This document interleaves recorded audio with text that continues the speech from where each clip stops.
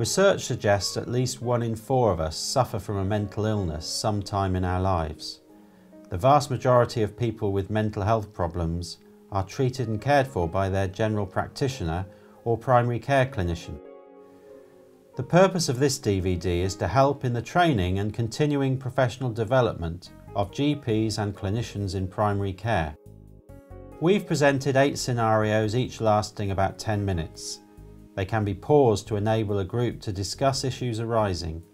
They include common clinical encounters in mental health and doctors discussing the issues that are brought up by the encounter. In this sort of situation, how might you help the patient understand the relationship between their physical symptoms and the underlying psychological issues that are causing them? When I'm seeing patients who have medically unexplained symptoms, I guess I have 4 areas in mind that I like to work through and understand about the patient's experience and help them to see.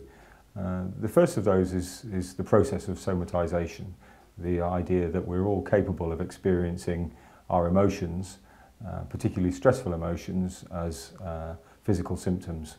We can use examples from our own life, such as tension headaches and butterflies in our stomach, to help people see that that process is normal. And I guess I'm hoping that the patient will understand that that's what's happening to them on some level. The second step is the way that those experiences and feelings can be amplified by how much we focus and concentrate on them, and looking with the patient at how they may be focusing on it and making the symptoms worse. The next step is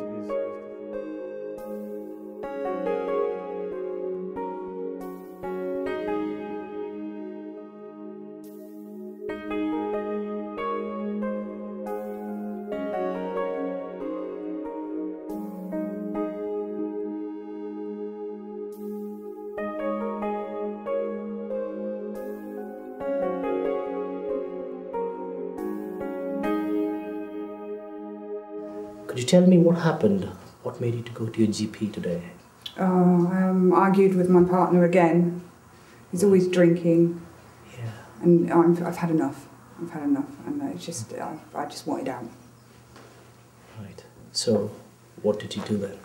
Well, I threatened to take a load of pills, and he didn't care. He said go ahead. So, but I thought I needed to ring my GP. I think it's very useful to know the patient, and often when you know the patient, you know what sort of things you can use with that individual. For example, if somebody's quite physically fit, I might consider exercise and referring even for an exercise prescription.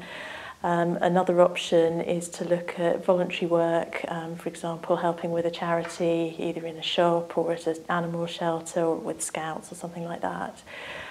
Simple problem-solving techniques can also be very helpful, where somebody lists their problems, actually isolates the ones that are most important to them, sits down with a friend and works out strategies to actually solve the problems that are causing them heartache. And then the last thing that I would consider is also relationship counselling, because often it's a relationship that's not going right that's causing the unhappiness. And we often use the voluntary agencies such as Relate, Cruise, yeah.